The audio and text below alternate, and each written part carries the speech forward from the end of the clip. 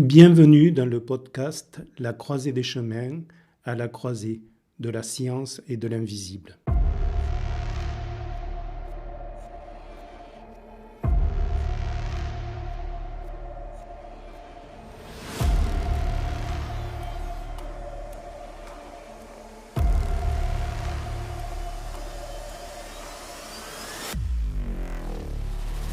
Je m'appelle Franck Jean-Pierre Marty. Je suis thérapeute, géobiologue, auteur et chercheur dans l'âme. Je vais, à travers ces podcasts, vous expliquer les liens que j'ai pu tisser entre la science et l'invisible. Dans l'épisode et le bonus numéro 9, je me suis centré sur les défunts qui ont un lien direct, c'est-à-dire un membre de la famille. Question des auditeurs, épisode 9. Certaines personnes m'ont posé la question dans le cas d'entités défuntes non familiales. Il me paraît important d'élargir mes explications à ce sujet pour que vous compreniez au mieux ma théorie. Je vais prendre un exemple qui pourrait être générique pour l'ensemble des personnes qui m'ont interrogé sur les entités défuntes sans lien a priori. Il y aura plus de chances de se retrouver face à des entités défuntes dans un lieu chargé d'histoire. Donc, me voilà dans un lieu historique avec une amie et nous nous retrouvons face à une entité défunte. Ce vécu est partageable, donc si vous êtes accompagné d'un médium, il pourra dialoguer avec ces entités et raconter par exemple leur vécu. Le problème, pour interpréter avec justesse les enjeux du vécu de cette situation, c'est que les médiums n'ont qu'un seul axe de lecture de l'information, souvent avec une vision duelle, où l'on reste dans le cas où nous nous trouvons face à un être extérieur, l'entité. Je vous renvoie aussi aux épisodes 2 et 5, car c'est important de les avoir en lien. C'est des situations que je retrouve régulièrement dans mes expertises géobiologiques. Dans ce cas-là, je vais positionner ma lecture médiumnique de l'information suivant plusieurs points de vue, ou grilles pour reprendre le vocabulaire lié à l'émanoscope. Si je lis l'information comme tous les médiums, suivant l'histoire du lieu, je vais par exemple décrire une vieille femme courbée par le labeur, qui s'affaire devant un évier en pierre, qui râle car on lui donne trop de travail et qu'elle n'a pas le temps de faire des choses pour elle.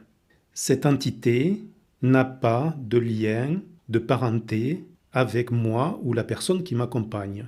On pourrait donc dire qu'il n'y a aucun lien. En plus, nous sommes dans un lieu que nous visitons. Maintenant, j'effectue une deuxième lecture en regardant ce qui résonne avec moi ou mon ami. Et là, je sens une résonance avec mon ami.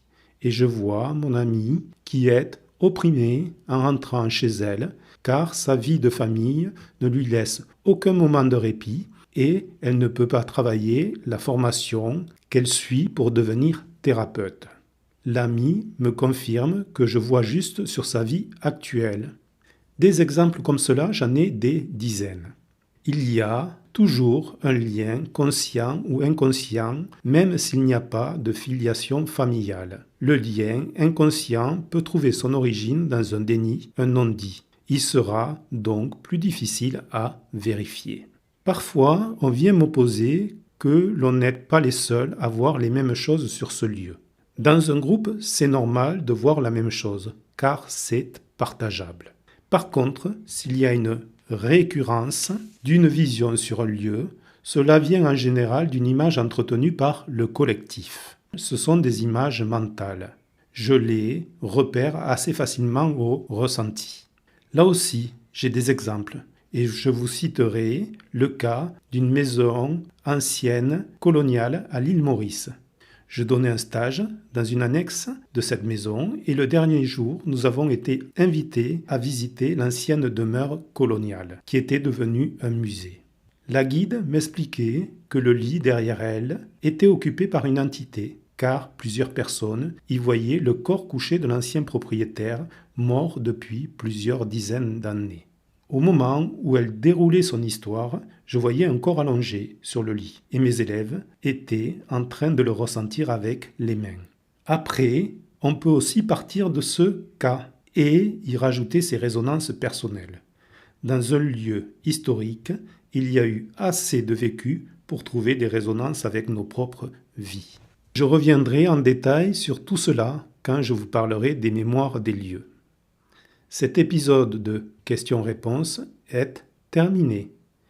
Si vous êtes toujours abonné, c'est que vos croyances ne sont pas trop réactives et que vous êtes ouvert au questionnement.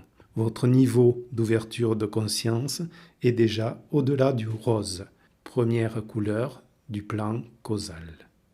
Il est important pour moi de rappeler le droit de citation, c'est de l'honnêteté intellectuelle. Je cite toujours mes sources. Il y en a peu, mais je les cite. Le reste, c'est mes liens. Je vous invite à faire de même si vous reprenez ma pensée. Mon podcast est maintenant disponible sur YouTube, en plus de Spotify, Amazon Music et Deezer. Si vous souhaitez suivre un de mes stages, en présentiel ou par Zoom en distanciel, connectez-vous à mon site à la page événements.